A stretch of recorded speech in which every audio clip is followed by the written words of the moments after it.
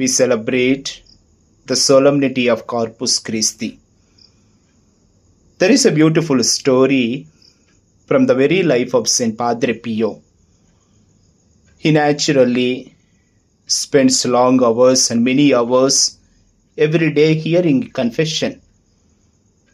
Sometimes even he would sit in the confession for 10 hours, 12 hours, even more than that.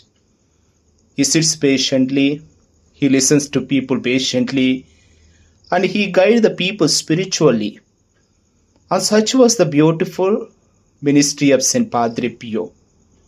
So one day what happened, someone noticed and asked him, "Father, after spending many hours and long hours in hearing confession, you must have been tired. Of course, I suppose you must have been tired. Why don't you take some rest?" And while other priests, they take rest. But I notice every day, after spending many hours in confession, he quietly go to the church, he kneel down before the Blessed Sacrament and spend many hours in prayer before the Blessed Sacrament. How? And why don't you take some rest? Padre Pio smiled and replied, "My dear, how can I take rest when Jesus is waiting for me in the tabernacle? How can I leave Jesus? How can I desert him? And how can I abandon him? Who says I don't take rest? I do rest, but my rest before Jesus in the Blessed Sacrament."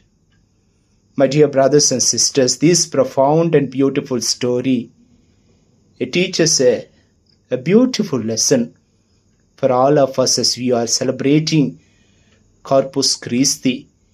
Jesus himself invites us, "Come to me, all that you are carrying heavy burden.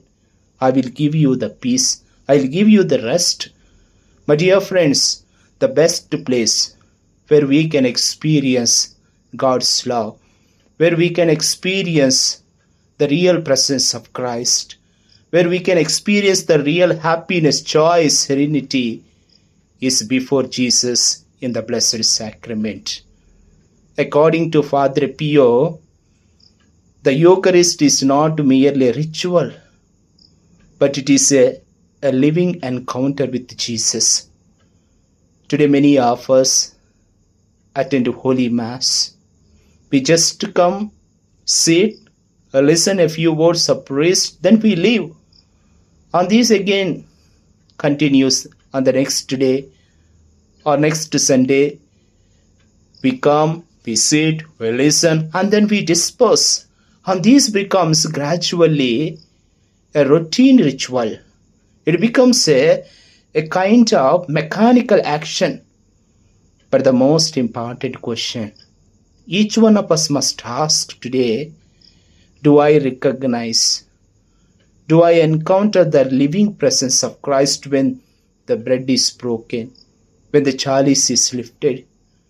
The Eucharist is not merely a celebration, but it is a relationship. The Eucharist is not receiving Christ, but giving Christ, giving God's love, giving God's forgiveness, giving God's mercy and compassion. And this is the real Eucharist. To become the Eucharistic source is giving Christ to others.